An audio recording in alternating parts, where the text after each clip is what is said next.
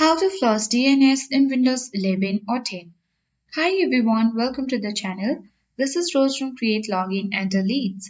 Without further ado, let's dive right into the video. First, click on Windows icon at bottom left corner of the screen and search for command prompt, or simply you can type in CMD and the command prompt will appear.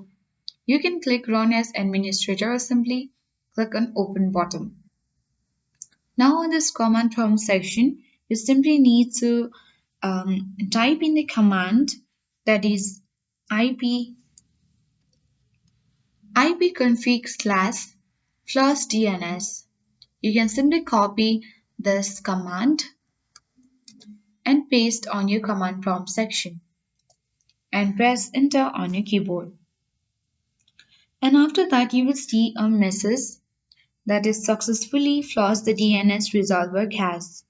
And once you have done that, you can simply close this command prompt as well as this notepad and simply restart your computer for the changes to fully apply. If you are still facing network issues, resetting your network settings might help as well. You can simply click on window icon again and simply you can search for the settings and open it. From the section, you can simply select network and internet option from the sidebar. Here you can scroll down and search for advanced network settings and open it.